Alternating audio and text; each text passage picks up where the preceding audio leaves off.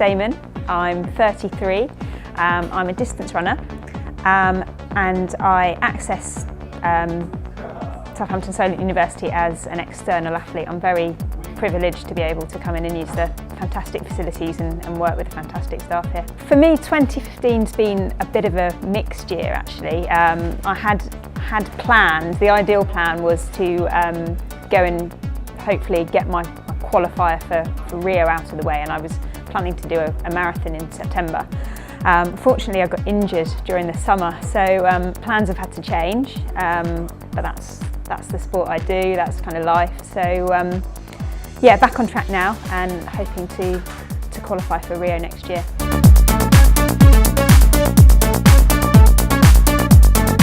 Domestically here in Britain, certainly over the last couple of years, I think we've seen like the polar effect basically, and there's a lot of good young talent coming through, but of course we are always trying to compete against some of the East Africans, which which is no easy task. And I think there's a kind of a number of factors really. I think being born and bred at high altitude is definitely one.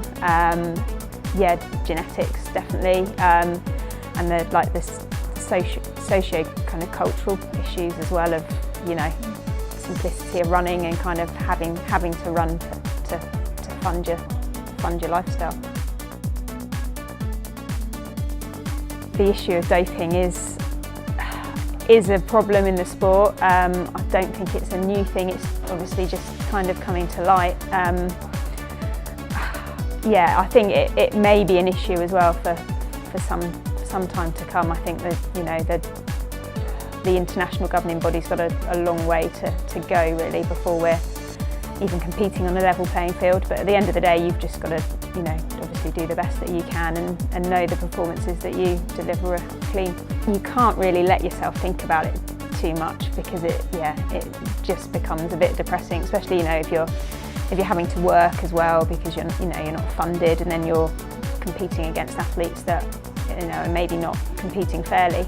But again, like I said, you've kind of just got to concentrate on doing everything that you can the right way and knowing at the end of the day, when I look back on my career in 20, 30 years time, I'll know that I've had the integrity to do it clean.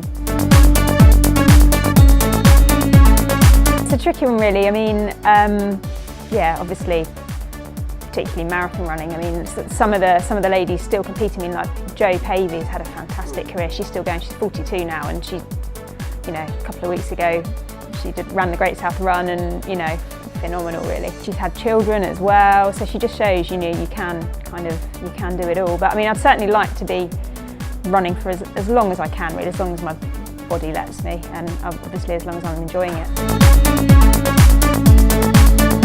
When I left university, I realised that I wasn't at that level yet to make it as a professional athlete. So I needed and I wanted to get a career behind me. I think that's important because in my sport, you never know what's around the corner, and injury is a bit of an occupational hazard really.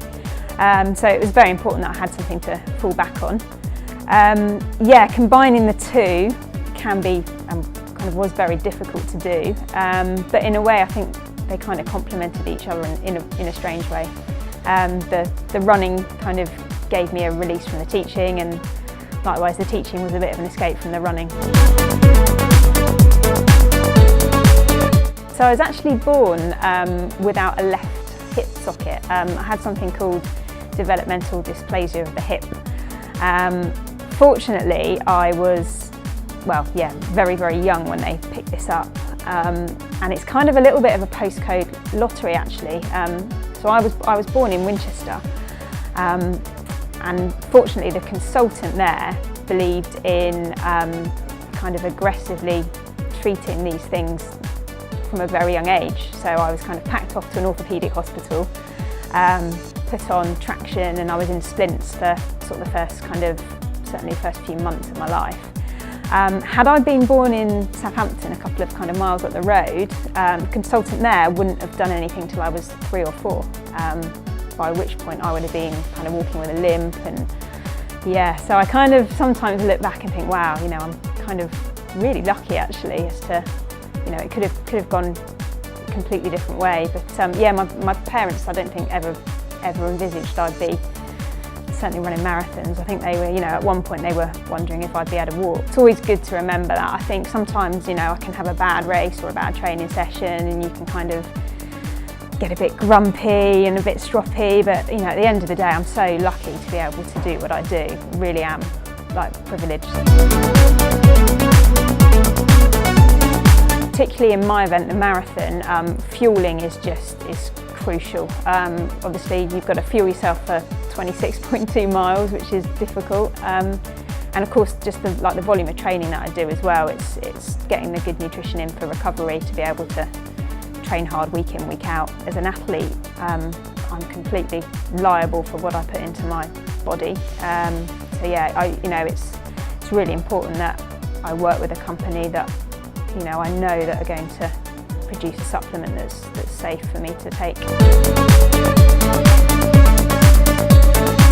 It's really, really important. I mean, I think we saw last year there were a couple of cases with some Welsh athletes where that kind of thing actually did happen, and it's a very real risk, and it can happen. And I think you can't really be too careful, to be honest. Yeah, you have to do everything in your power to ensure that what you're consuming is safe. So whether that's obviously, you know, making sure that each product has a batch certificate to say that it's been, you know, properly tested.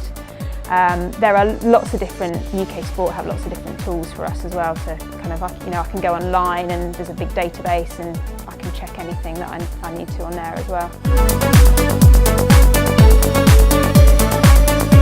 For me, it's just kind of one step at a time, really. So yeah, the first step is to obviously try and qualify. Back for London 2012, I actually ran the qualifying time for the marathon, but there were 5 or 6 of us that did that, and they can only take 3 athletes. So I kind of know that simply running the time isn't a given.